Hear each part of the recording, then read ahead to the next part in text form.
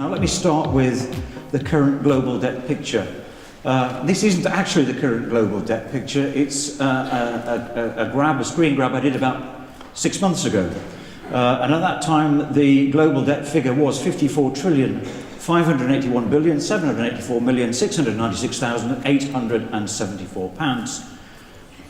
Today, or just a couple of days ago, it was 55 trillion, and I won't do the rest of the numbers, but that's about $40,000 per head for the developed global country, the developed economies, places like the US, places like the UK.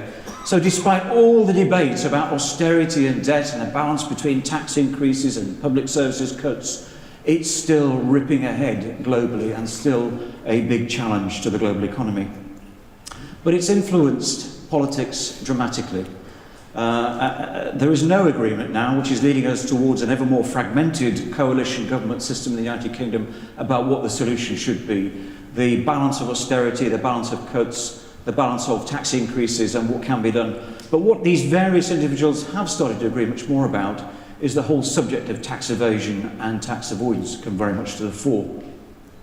Even yesterday in the budget there were 6 new measures announced by the Chancellor which are meant to toughen up the whole approach and the bearing down on tax leakage and tax dodging.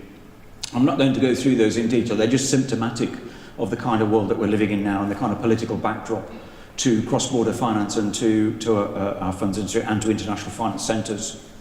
And it's not just Britain. If you look around the world and you look at people like Mrs. Merkel, a challenging debate now with Greece about whether their debt's going to be forgiven and how long they've got to pay, and whether the German taxpayer is going to be involved in transfer payments. You've got the Obama Republican Congress situation with pretty much a standoff. Two very near fiscal cliffs have occurred in terms of just not being able to agree their budget. Xi Jinping now in China, focusing on tax recovery, tax collection. And then Mr. Putin, who hasn't focused on it too much, but I suspect he will before too long, because if these sanctions continue to bite, Russia is also going to have a very major debt problem. So how is this manifesting in the international scene, and why does it affect centres like Jersey? Well, the main programme at the moment is the base erosion and profit shifting programme being developed by the OECD. And we've seen recent news in the press from the HSBC leak survey, Falciani. We've seen Mrs. Hodge in full flow with the Public Accounts Committee berating various people about tax. We've got the Starbucks, Amazon, Google in the headlines. So it's a big feature. Will it spread into the funds industry? Are there marginal peripheral impacts for us? Well, let me address that.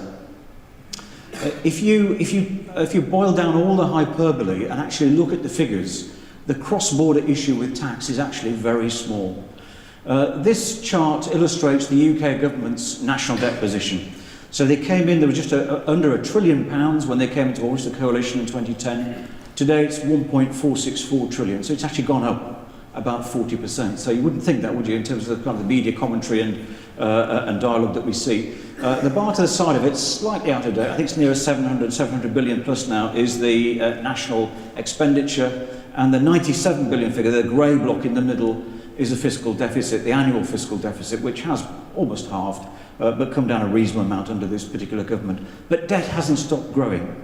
However, the focus on cross-border tax avoidance and evasion, it has been disproportionate and would lead you to believe it's an enormous problem.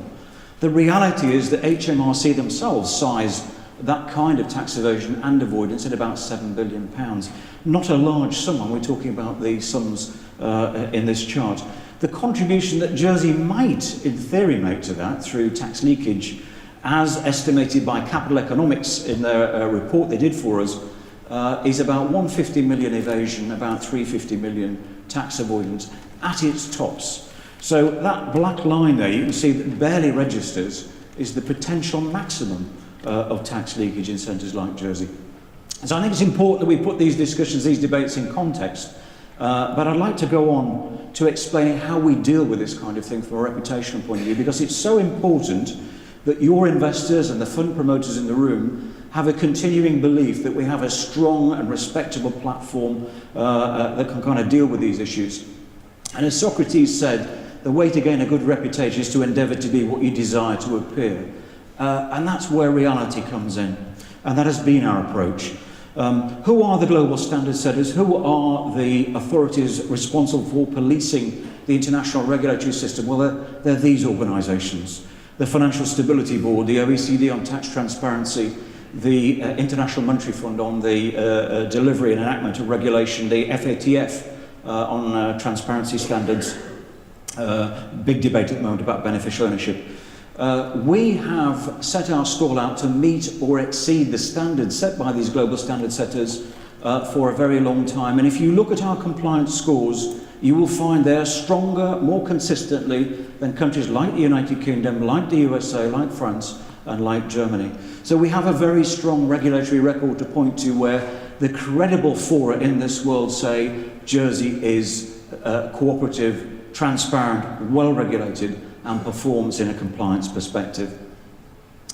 The current debate is very much about the transparency journey, and again I would want to give some comfort to the audience about our approach to tax transparency. We are an early adopter.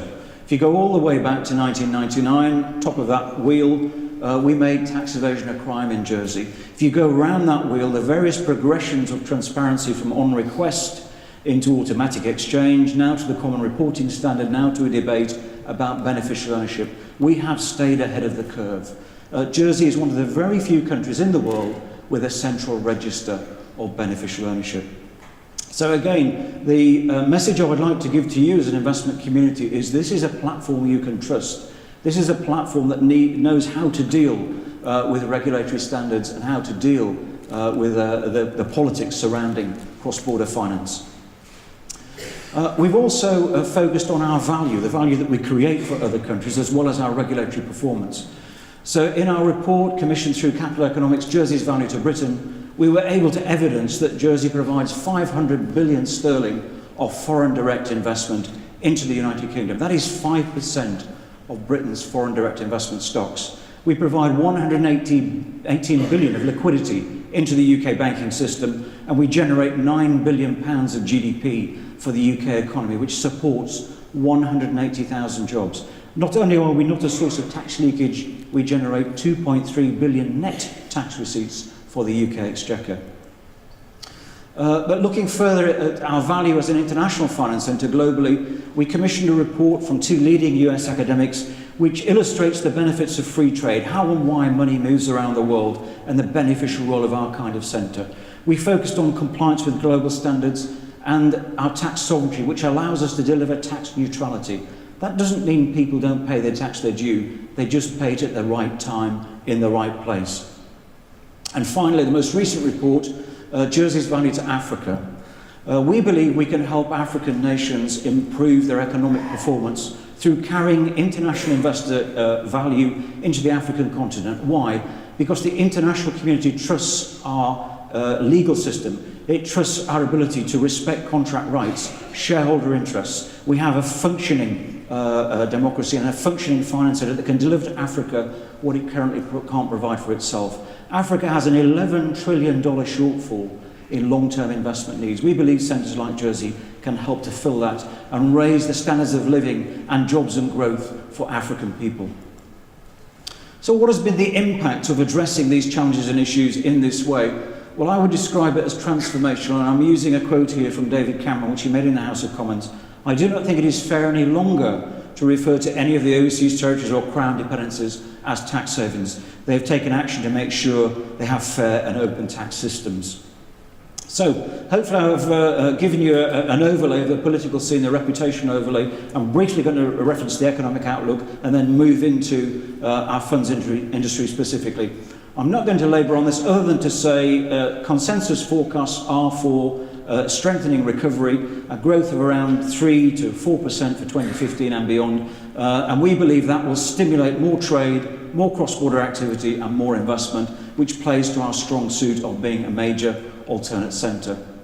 There are other more fundamental drivers of growth that I think will sustain this cross-border activity. Globalisation, with the acceleration in trade between the East and the West, the rise of the growth economies. Population growth, growing from around 7 billion now to around 9 billion by 2046, about 30 years' time. That will bring hundreds of millions of new consumers into the market, and there will be growing numbers of potential retirees who need their savings managing and need their retirement pots generated and developed so they can have the retirement to which they aspire. And those two big drivers will be accelerated, they'll be put on rocket boosters by the digital revolution. So, what does this all mean for the alternates industry? Well, I think there are strong drivers of growth of a macro nature, which I've described. There are very specific drivers for the alternates industry in terms of growth too. This is a structural change, not a cyclical change. The rush into alternatives is not a momentum trade. There is disillusionment with traditional asset classes and products. You can see that in the bar charts where the growth of alternates, the dark green at the bottom, is growing at roughly twice the rate of conventional assets. There's an evolution in state-of-the-art portfolio construction where alternates are now in the heart of a portfolio, in the centre, not at the periphery or the margins as an additional high-risk item. And there's an increased focus on specific investment outcomes, and the largest driver of all, the hard-to-close pensions asset liability gap. We're predicting growth of 9 to 10% in alternates to 2020, which will lift the footprint from around $7 trillion to around $13 trillion. That's an opportunity for everybody in this room, and an opportunity we as a centre intend to seize. What has our recent performance been? Well, over the last 5 years, our private equity footprint has grown 62%, so above the market trend. And real estate has grown over the last 5 years at 50%. So we are certainly catching this surfing of the wave on the alternates growth. We're currently at 356 billion in assets in terms of our collective footprint from all sectors and all types. What's driving that? Apart from the macro drivers, what is driving Jersey's success in this field, and why should you choose Jersey? What are the attributes and aspects of our offering that are attractive? Well, I believe they're encapsulated under this title: expertise. We are the largest of the British Crown dependencies and overseas territories. We have 4,500 people working in our funds industry.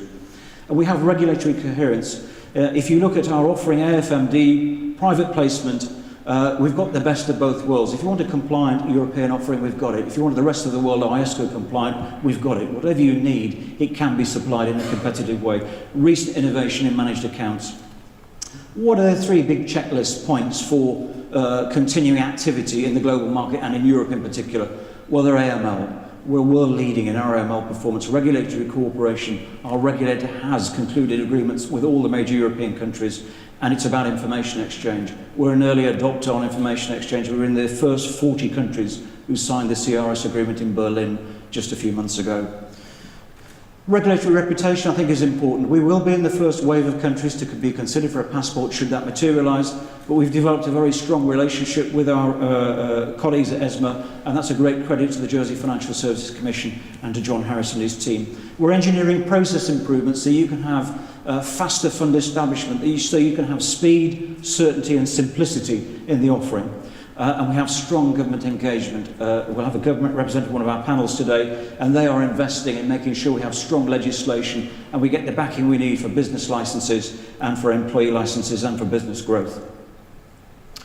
It's important that I think reference the role of the NED. Non-executive directors are becoming increasingly important to demonstrate substance. The whole base erosion profit shifting programme is about that. It's critical to this substance argument. If you look at the pool of NEDs in Jersey, there are several hundreds of them. They have on average 6 directorships each. That is a manageable number that enables them to really understand the businesses that they're supervising. That will become a critical in terms of establishing minded management and tax residency in the future, or even more critical. So what's this doing to business? What's our recent performance been? Well, if you look at the period June 2012 to 2013, we established 70 new funds. This was in the period of uncertainty leading up to the establishment of AFMD. If you look at post-AFMD, in the run into establishment, that figure increased to 171 new funds, more than a 100% increase. So our best of both worlds offering, AFMD compliant or private placement durability, is really working for the market. So what do we see as the opportunities on the horizon? We're focusing strongly on our asset managers, on institutional players, on sovereign wealth funds, on ultra-high net worth, and we're seeing a very considerable amount of interest from Asia and the US, and that value will come to Europe, and we can carry European value to those markets too. We will continue to focus on innovation. Our private funds are doing very well at the moment. You've seen that. I've referenced managed accounts. We're currently working on loan origination funds, a equity debt converter. because we believe there's a great opportunity in Capital Markets Union to supply finance in an innovative and original way to the SME market in Europe.